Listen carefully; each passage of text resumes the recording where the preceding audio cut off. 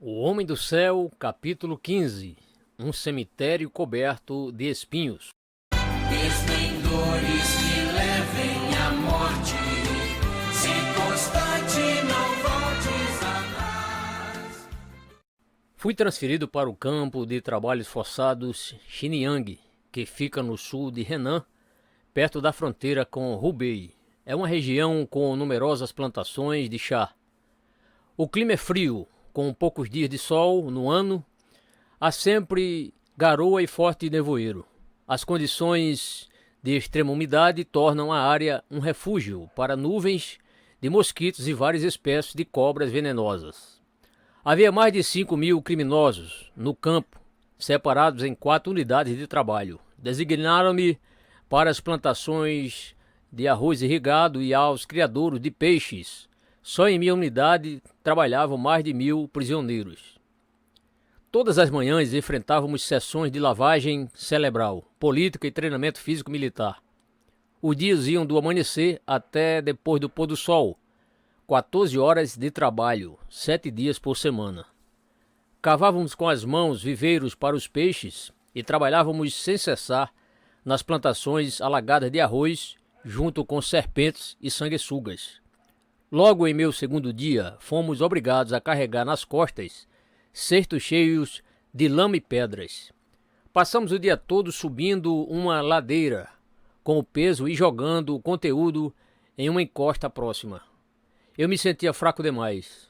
As pequenas porções de alimento que nos davam não eram suficientes para nos sustentar. Desmaiei muitas vezes e caí na subida, rolando de volta até o buraco. Guardas armados nos vigiavam o tempo todo e nos atormentavam. Quem diminuía o ritmo recebia logo o golpe do cabo de um rifle. Era uma existência terrível. Quando voltávamos para o quarto, à noite, muitos sofriam com as pernas e os ombros inchados por causa do trabalho árduo. Em várias ocasiões, eu não tinha força nem para subir em meu beliche, então dormia no chão, nos pés da cama. Minha força evaporou e eu não suportava mais. Achava que não iria sobreviver a outro dia. Para piorar tudo, Xinjiang fica a quase 300 quilômetros da minha casa, então era muito difícil minha família ir me visitar. Durante os primeiros meses, não me enfraqueci apenas fisicamente, mas também no espírito. Fiquei desanimado porque não podia ver minha família. Imaginava qual seria a aparência do meu filhinho. Apesar das torturas impiedosas que sofri na prisão de Nanyang, pelo menos sabia que minha família e meus amados estavam por perto. Agora o teste era diferente, uma forma opressiva de tortura lenta. Pouco depois de chegar, escrevi um poema para descrever o lugar. Primavera, verão, outono e inverno. A neve substitui a chuva. Neblina constante e poucos dias de sol. Serpentes venenosas, mosquitos e sanguessugas por toda parte. E também chicotes, cordas e cacetetes elétricos. Este lugar é como um cemitério coberto de espinhos. Aquele que chega com um demônio sai com 7, pois cadeias jamais transformarão o coração de um homem. Quem quiser mudar seu coração tem de se arrepender e nascer de novo. Todas as coisas se tornarão novas e todos os dias ele louvará o Senhor. No fim de 1984, antes da celebração do Ano Novo Lunar, fomos obrigados a escrever um relatório do ano e a fazer um esboço dos nossos planos para o ano seguinte. Eu não sabia o que escrever. Enquanto pensava, um versículo surgiu em minha mente. Lembra-te, pois, de onde caíste. Arrepende-te e volta à prática das primeiras obras. E se não, venho a ti e moverei do teu lugar o teu candeeiro, caso não te arrependas. Apocalipse 2, verso 5. Escrevi um poema, confessando que minha vida devocional com o Senhor estivera fraca naquele semestre. Estava tão cansado que vivia apenas para comer e dormir. Quanto aos planos para o ano seguinte, escrevi que tinha me arrependido e que recebera o perdão de Deus. Prometi que todos os dias, das 5 horas da manhã e às 9 horas da noite, oraria e meditaria na palavra de Deus. Decidi em diante, desfrutei de momentos devocionais com o meu Senhor Ele substituiu minha fraqueza pela força dele e passei a suportar com muito mais facilidade a carga de serviço. Certo dia o diretor da prisão aproximou-se de mim e falou: "Li os registros do seu julgamento. Você foi condenado como contra-revolucionário e inimigo do Estado, mas sei que é apenas um pastor que deseja que os outros acreditem em Jesus. Não entendo por que o governo manda gente como você para esta prisão." Não me contive e chorei. Senti indignação por todas as injustiças que havia sofrido. De repente, o Senhor me falou: "Não sinta pena de si mesmo. Essa é minha vontade para sua vida. Você deve seguir o caminho que tracei." Agradeça a Deus, pois Ele conhece minhas fraquezas e limitações. O diretor vinha me observando há muito tempo para ver se eu tentaria fugir. Vendo que esse não era meu intento, transferiu-me do criadouro de peixes para a fazenda. Meu serviço passou a levar baldes cheios de excremento humano para adubar a horta. Era um trabalho mais leve do que carregar lama e pedras. Fui designado ainda para a lavanderia e para ajudar internos analfabetos a escrever cartas para a família. O favor do Senhor repousava sobre mim. Muitos prisioneiros sabiam que eu era um cristão sincero e começaram a me respeitar. Certo dia um guarda se aproximou de mim e falou: "Lá na unidade de trabalho da horta há um padre católico de 70 anos. Você já o conhece? Ele é um bom cristão. Ele também havia sido considerado contra-revolucionário. Fora condenado a 10 anos de cadeia por se recusar a aceitar a Associação Patriótica Católica controlada pelo governo. Já estava cumprindo o último ano de sentença. Quando encontrei pela primeira vez o padre Iu, ele já sabia que eu era cristão. Como eu não era católico, ele foi muito frio e recusou-me a me cumprimentar. Orei por ele e procurei forma de servi-lo. Coloquei leite em pó na caneca dele durante o almoço e lhe dei um pouco da minha comida. Depois ele percebeu que, mesmo não sendo católico, eu cria mesmo em Jesus. Alguém lhe contara sobre meu sofrimento e sobre o jejum de 74 dias. Pouco a pouco, a atitude dele para comigo foi mudando. Mostrou-me o caderno em que anotava suas devoções espirituais. Não queria arrumar problemas por compartilhar a fé com os outros presos, então foi muito cauteloso. Ele nunca quis que meus amigos católicos lhe levassem uma Bíblia, com medo de arrumar confusão, então sobrevivera todo o tempo sem a palavra de Deus. Minha família tinha permissão para me visitar esporadicamente. Cada um dava um jeito de passar porções da Bíblia escondida entre o alimento e os presentes.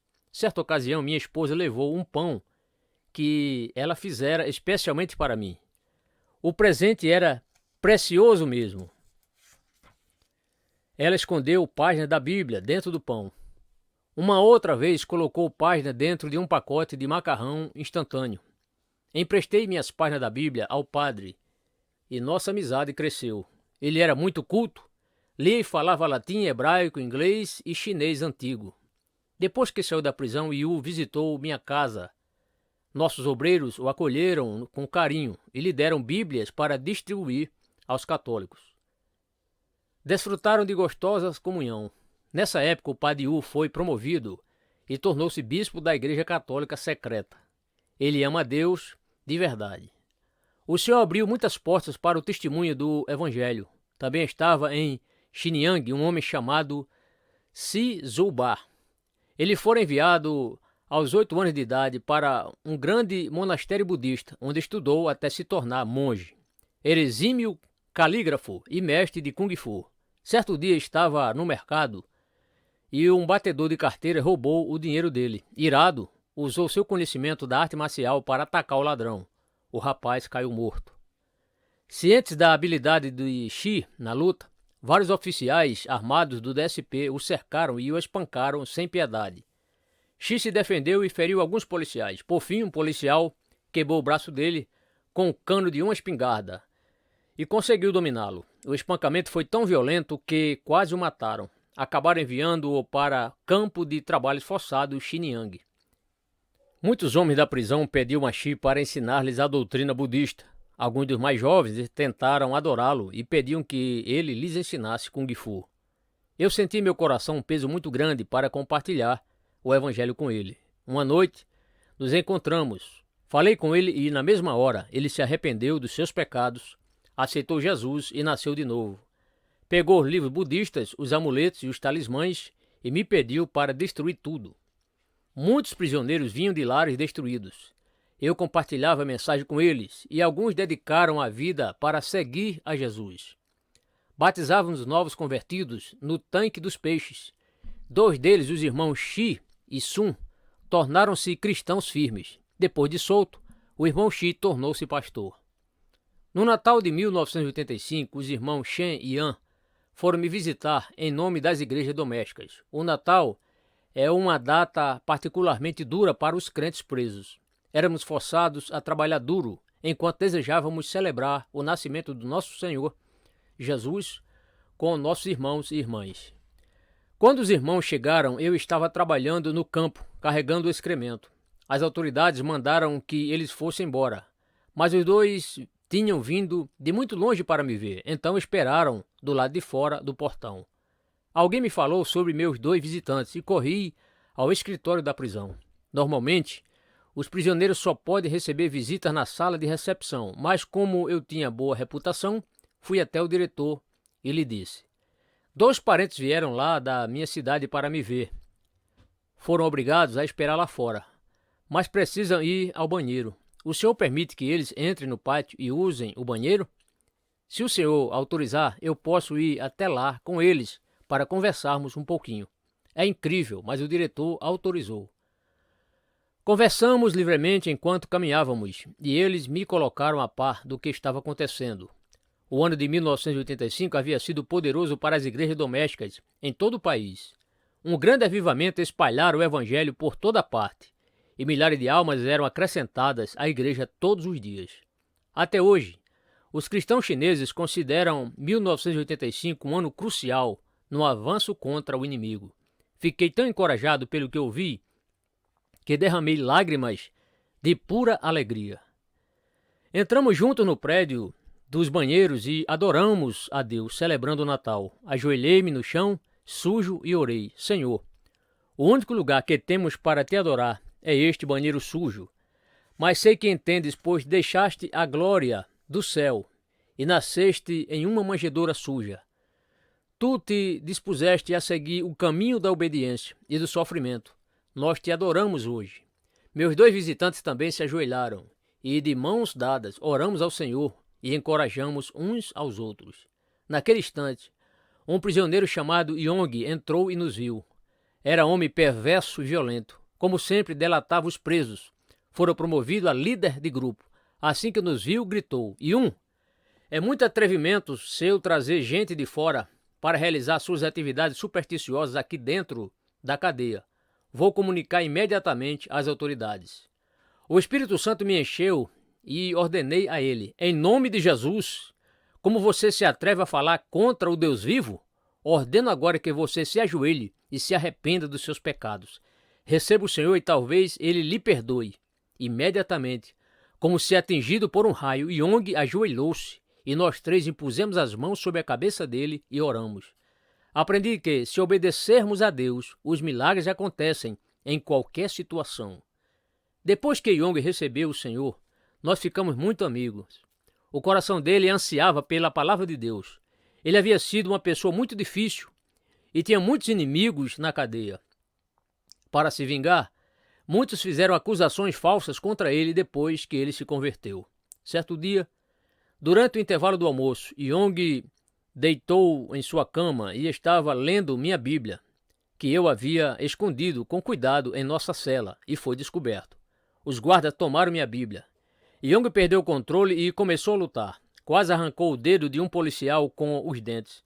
Por fim, eles o venceram e o levaram embora. 2 irmãos correram até onde eu estava e me contaram o que havia acontecido. Eu disse: vamos orar e pedir a Deus que ajude Yong.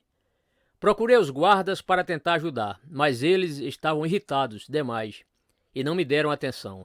Nessa hora, vi um dos diretores da prisão. Corri até o portão e falei com ele: Capitão Wong, a Bíblia que Yong estava lendo é minha. Sei que é uma falta grave, mas será que o senhor pode me ajudar a recuperá-la?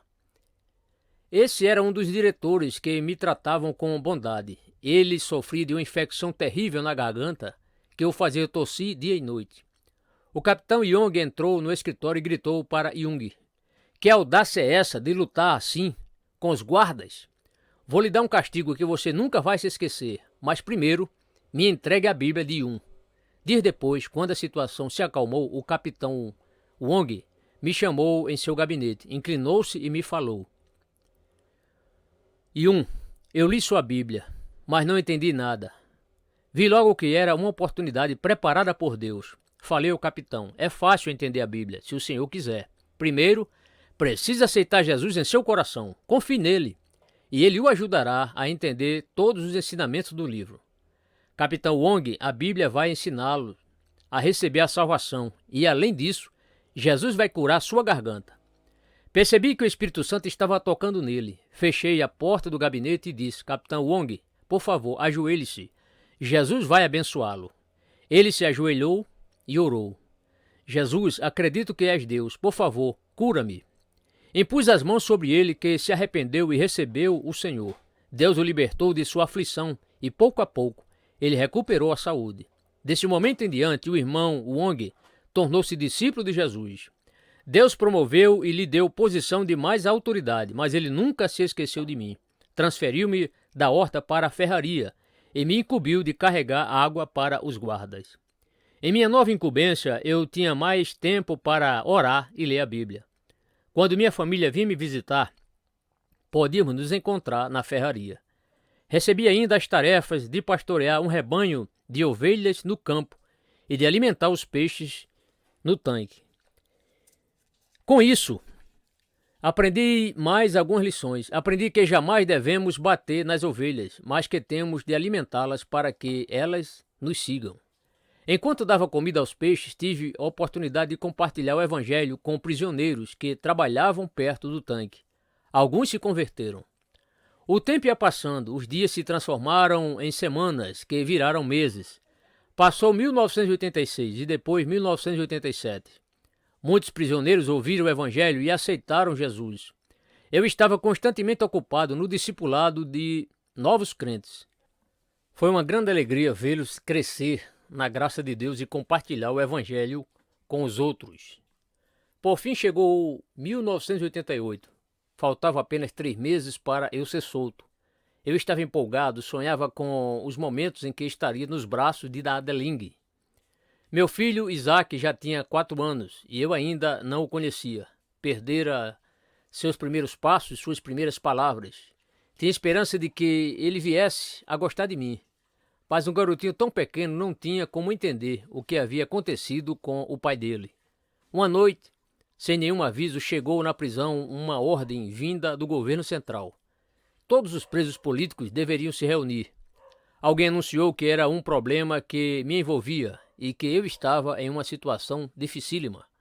O governo enviara funcionários à minha casa e eles confiscaram bíblias impressas no exterior e cartas que havíamos recebido de pastores chineses que trabalhavam fora do país.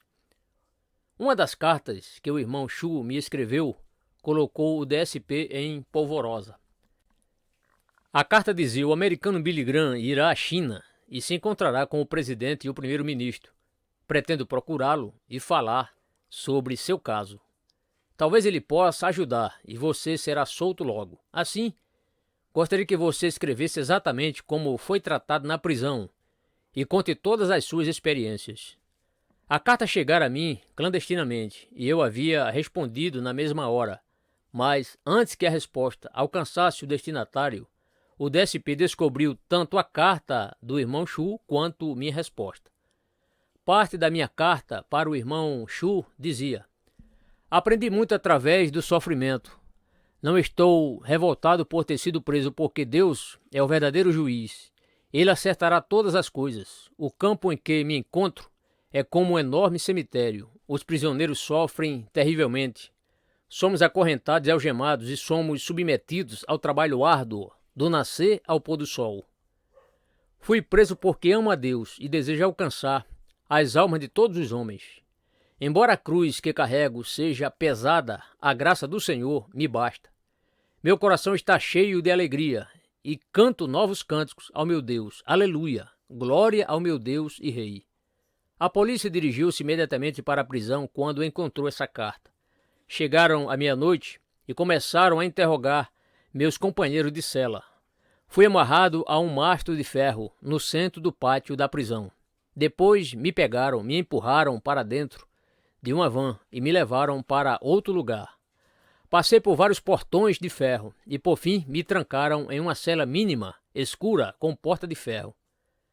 Parecia mais uma caixa. Tinha apenas 1,20 m de altura e de comprimento 90 centímetros de largura. Era tão pequena que eu não conseguia ficar em pé, nem me esticar. As mãos estavam algemadas atrás das costas.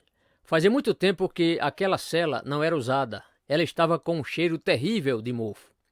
Fiquei tonto e enojoado. O chão era sempre úmido e isso me fazia sentir um frio inacreditável, especialmente à noite. Quando me lembro daquele lugar, não penso nele como minha cela, penso que era meu caixão refrigerado. Sob a porta havia uma pequena janela protegida por 3 barras de ferro. Era o único lugar por onde entrava luz. Na manhã seguinte, com muito esforço, cheguei à janela e olhei para fora. Vi pássaros cantando e voando de um galho para o outro. O desespero me invadiu e comecei a cantar uma nova canção. Senti-me como um pássaro que deseja ser livre, mas está preso numa gaiola. Eu me achava longe das belas montanhas, florestas e árvores. Queria ser como um pássaro que voa livremente. Faltavam poucos meses para a minha libertação e agora parecia que o problema estava ainda mais grave. Perguntei ao Senhor: quando voltarei a ser livre? Quando poderei testemunhar às pessoas e contar tuas maravilhosas histórias? Levantei as mãos o máximo que consegui e clamei: Senhor, estou pronto a obedecer à tua vontade. Ó Deus, por favor, me diz, que lugar é este? Onde estou? Porque vim parar aqui? A palavra de Deus escrita em Apocalipse 1, verso 9, chegou a mim. Eu, João, irmão vosso, e companheiro na tribulação, no reino e na perseverança. Em Jesus achei-me na ilha chamada Pátimos, por causa da palavra de Deus e do testemunho de Jesus. Na mesma hora, as nuvens carregadas desapareceram do meu coração. Naquela cela pequena e escura, senti-me transbordante de alegria. Eu disse: Senhor, muito obrigado. Eu tinha apenas 16 anos quando colocaste em meu coração o desejo profundo de memorizar tua palavra. Agradeço por tua preciosa Bíblia. Agora, Senhor, quero pedir uma coisa. Por favor, dá-me outra Bíblia aqui neste lugar, para que eu possa recitar tuas palavras. De repente, ouvi alguém abrir o portão e em seguida minha porta de ferro. 2 oficiais me puxaram para fora e me conduziram à sala para interrogatório.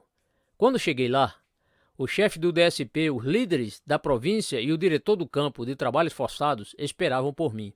Todos tinham uma expressão sombria. Tentei encontrar uma cadeira para me assentar. O chefe do DSP ordenou com firmeza: ajoelhe-se, criminoso de morte. Você tem consciência da gravidade do crime que cometeu? Ele não sabia que eu estava acostumado, fazia vários anos, com esse tipo de intimidação. Assim, não me ajoelhei e repliquei: desde o dia em que fui preso, obedeci a todas as regras da prisão. Sempre me submeti aos líderes. Fiz meu trabalho sem reclamar e ajudei os outros prisioneiros. Fui eleito 2 vezes o melhor preso e nunca fiz nada de errado na prisão. A expressão dele mudou, ele gritou: cale-se, seu falso. Temos todos os registros. Há 4 anos você fingiu ser louco. Depois fez greve de fome contra o governo. No julgamento, pensamos que seu comportamento havia mudado e só o condenamos a 4 anos. Mas no campo de trabalho forçados, você foi de mal a pior e continuou com as atividades religiosas. Tememos que, se o mantivermos preso, você domine toda a prisão. Ele prosseguiu: em primeiro lugar, você teve contato com estrangeiros e recebeu literatura supersticiosa de outros países. Agora, você é informado com meses de antecedência da chegada de uma delegação religiosa da América. O pior de tudo é que quem o avisou foi Xu Yongzi, o criminoso mais procurado na China. Em segundo lugar, continuou, você sempre se opõe ao governo e às políticas religiosas, ataca a Igreja Patriótica dos Três Poderes e a chama de prostituta. Durante esses 4 anos, não vimos nenhuma indicação de mudança de comportamento, nem de arrependimento de seus muitos crimes. Em terceiro lugar, prosseguiu, cuidamos de você na prisão como pais amorosos, mas você teve a audácia de escrever um poema declarando que nosso campo é como um grande cemitério coberto de espinhos. O governo tentou tudo o que foi possível para tornar você útil e produtivo para o país, mas você resistiu a tudo. Quanto mais falava, mais irado ele ficava. Bradou, hoje lhe daremos a lição mais séria que você já recebeu. Talvez assim você acorde e conserte seus caminhos. Chamou vários guardas e lhes disse, leve um e lhe dei um pouco de distração. Fui levado para uma sala de tortura, algemaram-me e usaram cacetetes elétricos, chicotes e varas para bater em mim e me torturar. Minha carne foi cortada e feridas cobriram meu corpo. Antes de cair na inconsciência, uma palavra do Senhor surgiu em minha mente. Esse é seu chamado. Suporte com paciência por causa da palavra de Deus e do testemunho de Jesus. Quando recobrei a consciência, estava imóvel no solo como morto. Os guardas me pegaram e me jogaram de volta em minha cela minúscula. Meus pés e mãos estavam presos por correntes. Naquela mesma noite, o Senhor me deu um sonho muito vívido. Nele, as algemas se abriam subitamente e eu ficava livre. Eu me vi lendo uma Bíblia de estudo, pregava para alguns dos irmãos que tinham estado presos comigo e os encorajava a testemunhar do Senhor.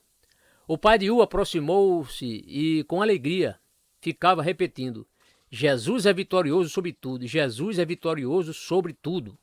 Eu disse a ele, quando me prenderam nessa cela pequena e escura, eu orei e pedi a Deus uma Bíblia para que eu pudesse estudar. Então, ainda no sonho, agradecemos a Deus no céu. Quando acordei, vi que as algemas ainda estavam no lugar, mas o Espírito Santo me disse, relaxe as mãos. Assim que obedeci, as algemas caíram. Orei ao Senhor, como no sonho falei, Senhor Jesus, eu te amo. Muito obrigado por permitires que eu cante. Por favor, dá-me uma Bíblia. Por volta das 8 horas da manhã seguinte, aconteceu um fato notável. O diretor da prisão abriu o portão de ferro e aproximou-se da minha cela, gritou meu nome. Você cometeu muitos crimes, mas respeitamos sua fé. Ontem tivemos uma reunião e decidimos lhe dar uma Bíblia.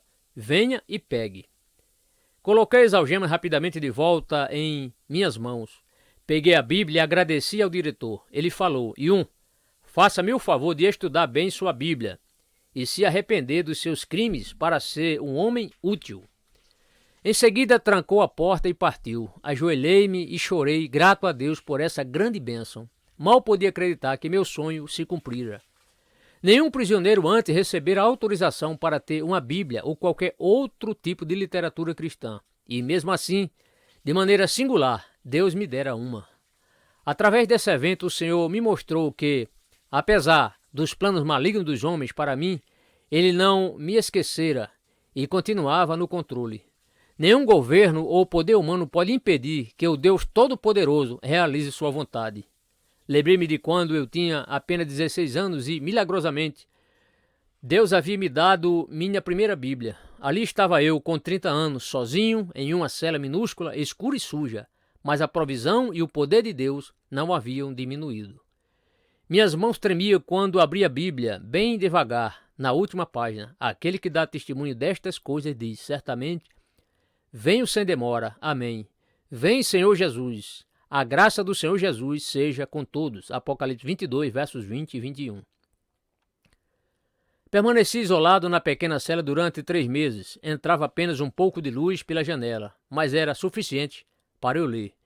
Li a Bíblia toda nos primeiros 10 dias. Aproveitei o tempo para decorar 55 capítulos de Hebreus a Apocalipse.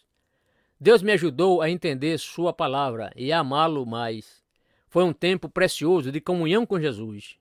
Ele me mostrou lampejos do futuro da igreja chinesa e revelou que deveríamos levar o evangelho por todo o mundo não alcançado e de volta a Jerusalém antes da segunda vinda do Senhor. Um mês antes do fim da minha sentença de 4 anos, tive um sonho maravilhoso.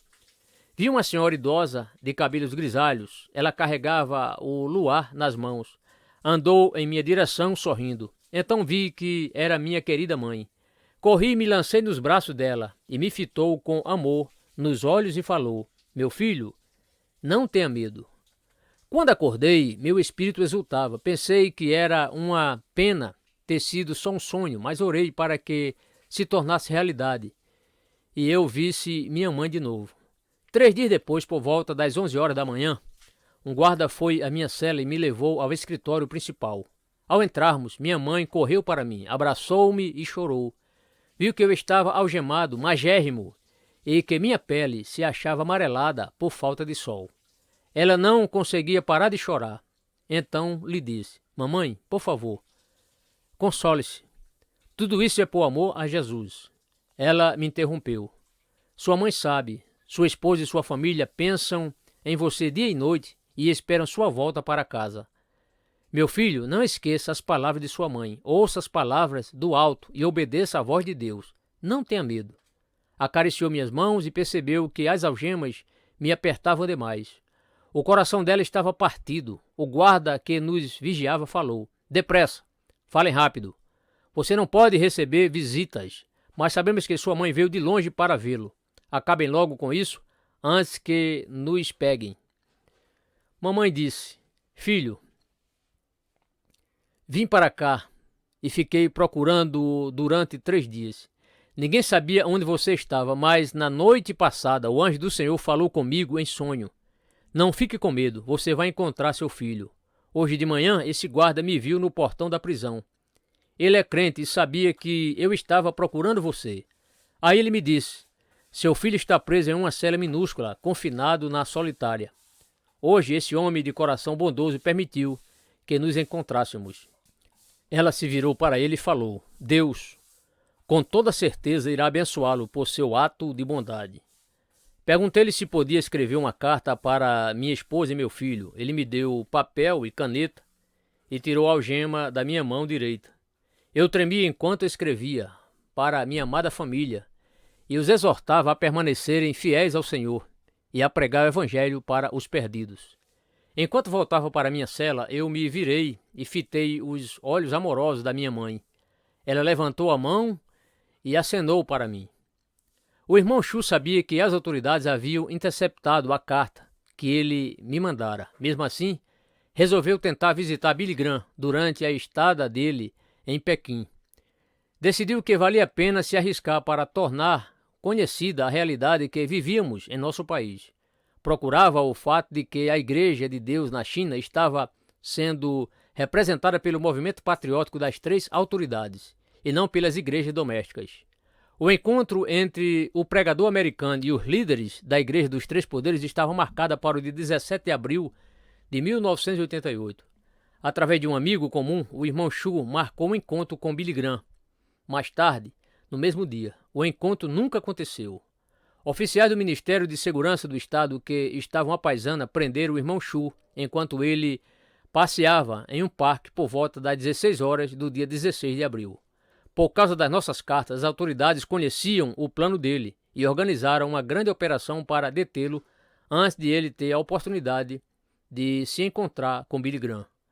A notícia da prisão de Chu espalhou-se pelo mundo e um escritor cristão estrangeiro comentou: "No tocante à natureza e ao impacto de seu trabalho, Chu pode, com todo direito, ser chamado de Billy Graham da China." Então, há um toque de ironia no fato de que ele ter sido preso enquanto tentava se encontrar com Billy Graham. O irmão Chu passou 3 anos na cadeia por sua tentativa corajosa e só foi solto em 1991. Foi mantido sem nem mesmo uma acusação formal, em uma prisão na comarca de Zhenping, na província de Henan.